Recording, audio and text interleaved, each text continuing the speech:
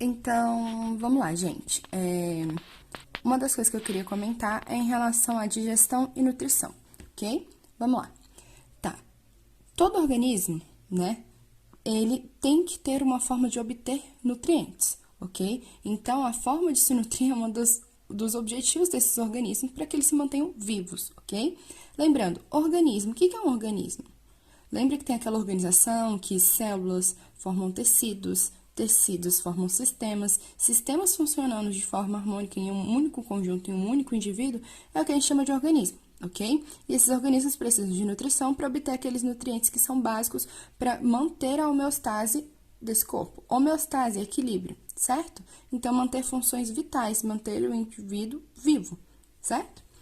E a partir disso, o que a gente sabe? A partir da forma como esses organismos obtêm nutrientes, a gente pode dizer que eles são de dois tipos, autrótrofos ou heterótrofos, ok? Auto, de autossuficiente, de a si mesmo, certo? O que é um organismo autótrofo? É aquele organismo que utiliza compostos, nutrientes que estão no meio ambiente e a partir disso consegue produzir, sintetizar aquilo que ele vai utilizar como alimento. Exemplo disso, fotossíntese, não é? Mas uma coisa que vocês têm que ter cuidado: ele é totalmente autossuficiente? Não. Ele vai depender de coisas que estão disponíveis no meio, mas a partir dessas coisas disponíveis no meio, eles conseguem produzir aquele alimento, sintetizar biomoléculas que são energéticas, ok? E também temos os indivíduos heterótrofos. Os heterótrofos são aqueles que não vão conseguir sintetizar esses alimentos. Então, como eles vão obter? A partir de outros indivíduos, né? Num processo que a gente chama de digestão, certo? Então, eles vão obter essas partículas já sintetizadas de outros indivíduos, ok? E aí vem um gancho, né? Entenda uma coisa, biologia não é uma coisa compartimentalizada, elas têm várias correlações e isso é importante de se trazer, ok? O que acontece? Esses indivíduos que a gente colocou essas classificações, eles desempenham funções que a gente vê de uma outra forma lá na ecologia. Poxa, produtores. Quem são os produtores? Aqueles que, a partir de moléculas disponibilizadas no meio, conseguem produzir seu próprio alimento. Os produtores, então, são necessariamente seres autótrofos, ok?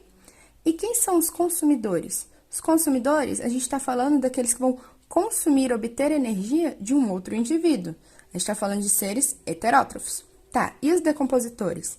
Eles são autótrofos ou heterótrofos?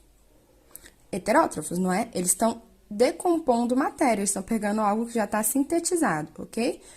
Só para lembrar que os principais decompositores, a gente fala de fungos e bactérias, certo? Então, esse aqui é um parâmetro na ecologia. Tá. E aí, quando a gente fala dessa nutrição em heterótrofos, a gente fala de algumas etapas da nutrição. Quais são essas etapas? A ingestão, a digestão e a absorção, ok? Tá. Essas etapas, elas se configuram de formas distintas de acordo com o nicho ecológico, tá? Nicho ecológico, calma, o que isso quer dizer? Gente, quando eu falo de nicho ecológico, eu tô falando de uma função desempenhada por esse indivíduo, ou o espaço que ele ocupa, ok? Então, a gente fala muitas vezes que o nicho ecológico é aquilo que ele vai desempenhar no meio. Então, pensando em indivíduos totalmente diferentes, a gente vai pensar que essas etapas, elas têm adaptações ligadas a elas, ok? Para que essa nutrição seja correspondente a esse indivíduo, certo? A gente fala um pouquinho aí de evolução, de adaptação, ok? Mas isso é só um adendo. Lembrar que ingestão, digestão, absorção são processos, né, que vão acontecer em indivíduos distintos e, de acordo com o nicho ecológico desse indivíduo, a gente tem adaptações para essas etapas, certo? Tá, e o que é digestão? Eita, meu cabelo. Gente, digestão é um processo, tá? E ele acontece de forma simultânea, vários processos dentro dele. Ele é um processo físico, ok? Por que é um processo físico? Poxa, uma das etapas, por exemplo, vamos pensar na mastigação? Qual a ideia de mastigar? É diminuir o tamanho das partículas, ok? E é um processo, então, mecânico.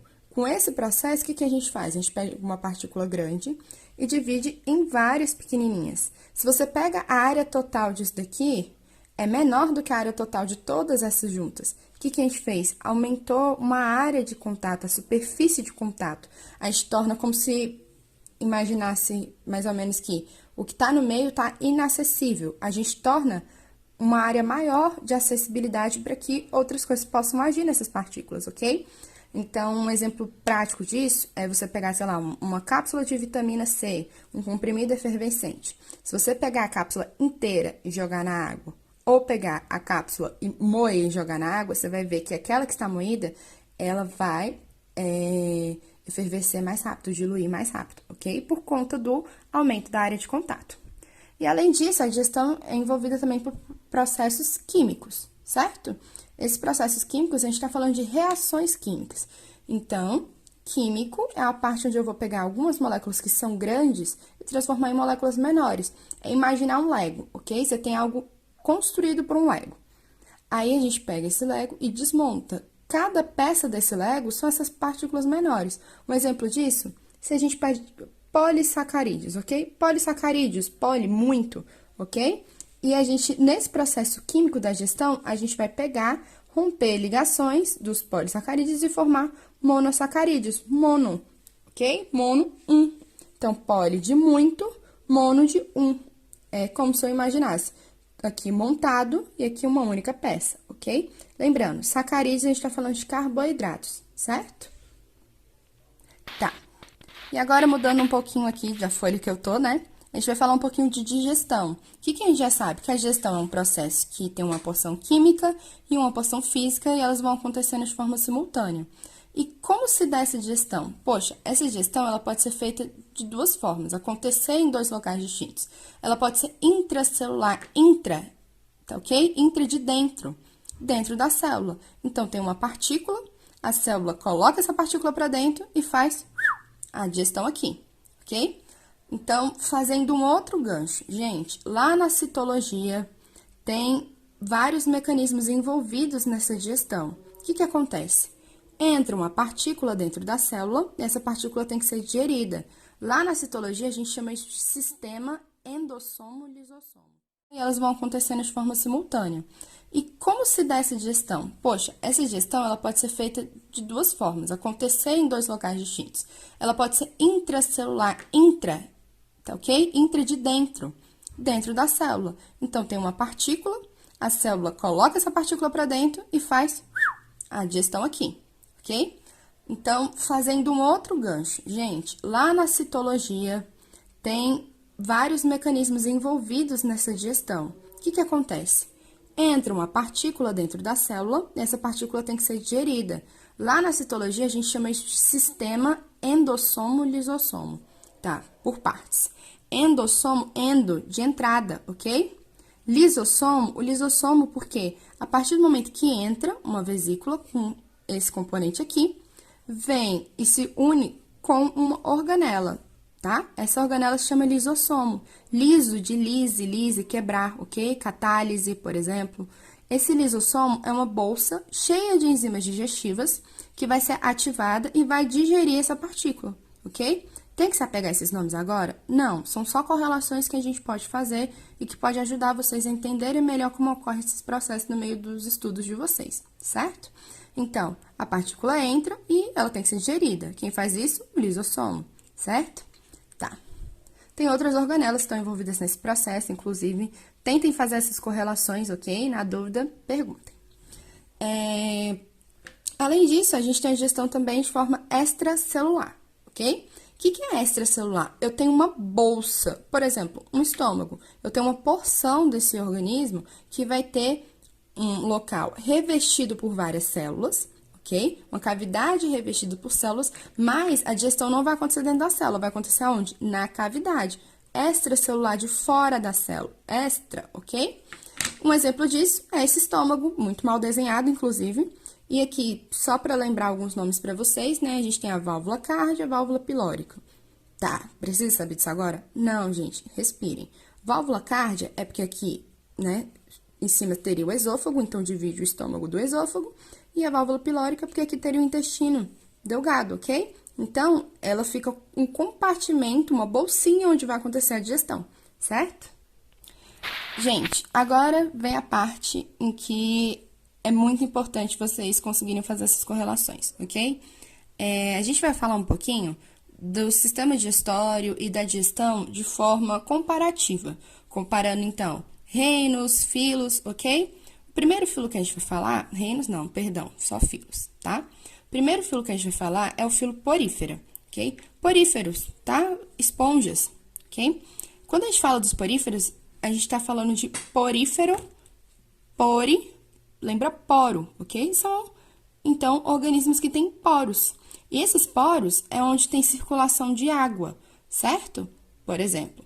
E aí, uma das coisas que dá para vocês se lembrarem é que são animais filtradores, filtram água. Consequentemente, lá na ecologia, a gente vai lembrar deles como bioindicadores. Por quê? Como eles têm esse contato com a água, o organismo ele vai ser modificado a partir do que tem na composição dessa água.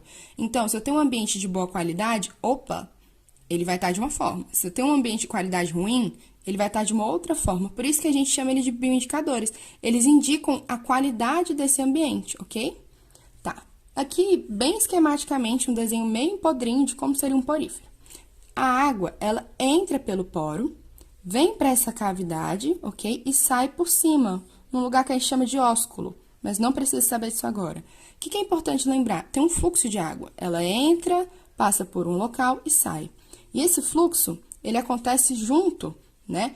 Por conta de várias células. Então, é como se eu tivesse feito um recortezinho aqui dessa superfície, dessa cavidade, ok?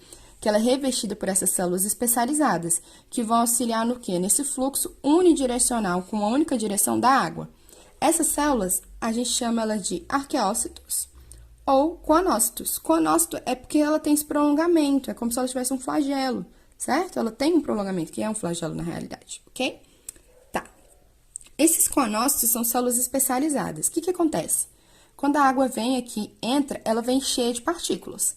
O coanócito, além de estar movimentando essa água para ter esse fluxo de água contínuo, ele vai capturar essa partícula vai entrar na célula e vai sofrer digestão intracelular. Entrou na célula, ok? Depois que os componentes dessa digestão, eles vão sendo passados para outras células por meio de difusão. Por quê? Poríferos, primeiro, a gente não fala que eles têm tecidos, ok? Não tem tecido verdadeiro, consequentemente, eles não têm sistemas, e ele não tem um sistema circulatório. Então, como é a digestão dele? Intracelular. Intracelular porque entra na célula. E não tem sistema circulatório. Consequentemente, isso aqui é passado por meio de difusão. De célula a célula, isso aqui vai passando, certo? Gente, próximo filo que a gente vai falar é de quinidários, quinidária, ok? Não tá escrito da forma correta, mas vamos lá. A gente também pode chamar eles de selenterados ou quinidários, tudo bem? A gente tá falando de quais organismos? Medusas, caravelas, água-viva, ok? E como é que eles fazem, como funciona a digestão e a obtenção de nutrição desses indivíduos? Eles têm tentáculos, e nesses tentáculos, eles têm uma célula chamada quinidócito. Por isso que eles se chamam quinidários, ok? Quinidária, quinidários, porque eles têm quinidócito, cito, ok? Cito de célula. Quinido, é uma célula chamada de quinidócito, ok? Aí, tudo bem. Essa célula, ela tem uma bolsa.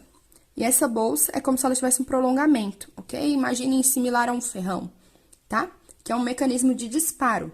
A gente chama isso de nematocisto. O que esse nematocisto faz?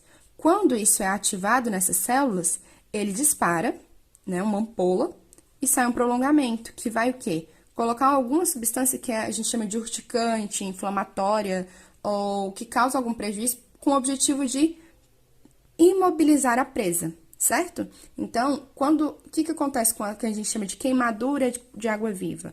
Basicamente, a água-viva passou perto e aí os tentáculos, né, as células dos tentáculos que tem esses quinidócitos, os nematocistos, são ativados. Com isso, liberam uma substância urticante, causando a queimadura, ok? Então, o objetivo disso é imobilizar a presa. E o que acontece? Depois de imobilizar a presa, ele vai só imobilizar a presa? Não.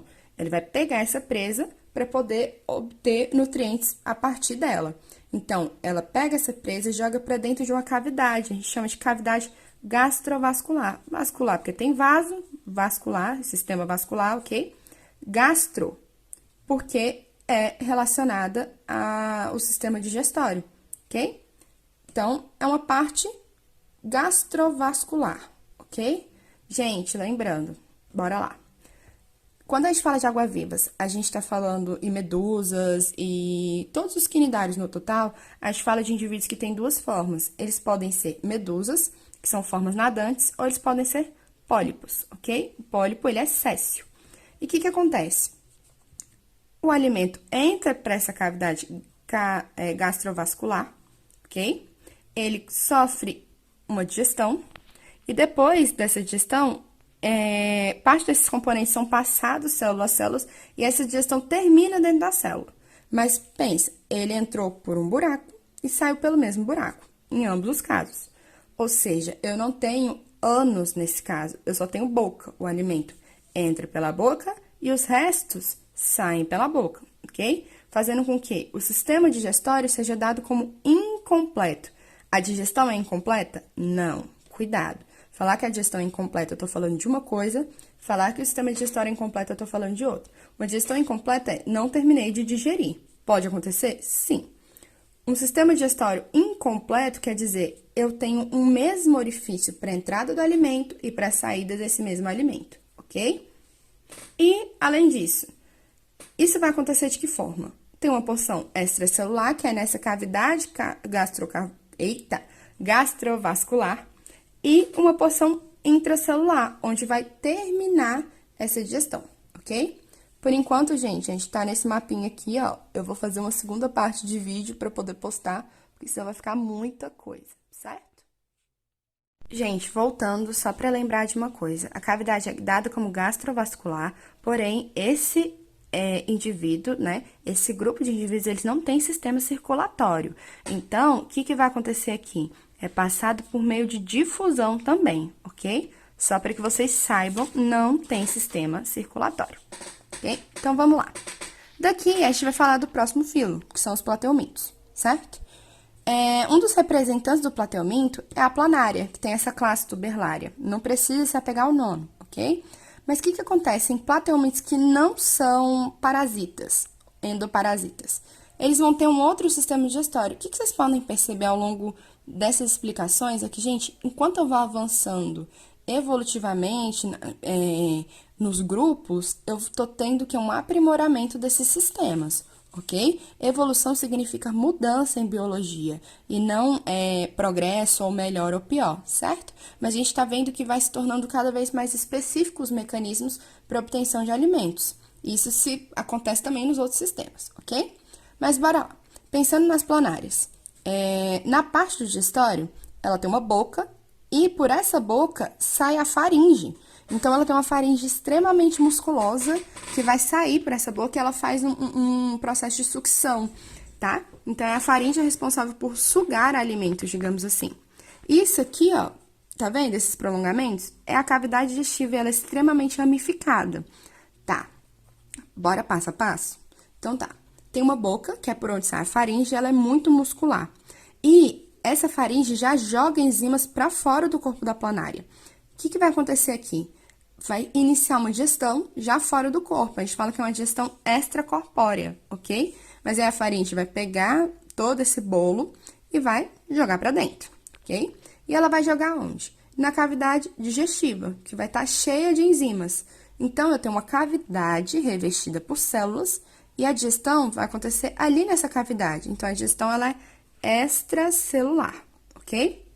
Depois disso, vai acontecer o quê? Uma absorção. E essa absorção vai se dar por células da parede do intestino. Então, essa é a porção que se dá, que a gente fala que é a digestão intracelular. Ou seja, eu tenho uma porção extracelular, que é a quebra, e eu tenho uma absorção que vai ocorrer nas células. E a terminalização dessa digestão também se dá nas células. Aí a gente fala que tem uma digestão intracelular. Então, ela une dois tipos de mecanismos. Agora, duas coisas que eu queria deixar aqui o questionamento. Poxa, eu tenho uma cavidade digestiva muito ramificada. Para quê? Porque isso facilita que os nutrientes sejam passados de célula a célula, porque eles não têm sistema circulatório. E esses nutrientes são passados por meio de difusão, ok? E aí, deixo um questionamento para vocês, que é, o que acontece com parasitas? Será que, quando a gente fala de plateumintos, que são vermes de corpo achatado, os parasitas vão ter o mesmo tipo de digestão? Deixa aí a pergunta. Gente, agora bora falar um pouquinho sobre nemateumintos, ok? Filo nemateuminto, a gente fala de nemateumintos, ok? Não tá com o nome certinho, mesma coisa que eu fiz lá no da planária, porque a ideia é que vocês entendam, certo? A gente tá falando de vermes agora, gente, que tem corpo cilíndrico, ok? Geralmente corpo extenso, certo? E eles vão ter boca e ânus. Opa, tem uma cavidade de entrada, né? Tem um local de entrada e um local de saída entre o tubo digestivo. Então, eu falo que eu tenho um sistema digestório completo, ok? Que é diferente desse daqui, ó. Porque ele não tem ânus. Consequentemente, o que entra, né, vai sair pela mesma cavidade pelo qual entrou, ok? Aqui eu tenho a presença de ânus, isso é uma novidade evolutiva, certo? Então, tem um sistema digestório completo. E a digestão, ela se dá como? É uma digestão extracelular e eu tenho uma parte também intracelular. O que acontece? Eu tenho um tubo digestivo, nesse tubo digestivo acontecem vários processos e, a partir da absorção, os nutrientes eles são passados do tubo digestivo, aqui em preto, né, para essa parte que a gente chama de pseudoceloma, ok? São seres pseudocelomados. Depois a gente entra nesse aspecto. O que é importante lembrar aqui? Não tem sistema digestório, então vai acontecer a mesma coisa. Passagem de nutrientes por meio de difusão. Tem uma parte extracelular e intracelular, ok? Então, galera, dando continuidade, só trocando de folha, né? A gente também tem o filo molusca. Quando a gente fala de molusca, a gente tá falando de moluscos, ok?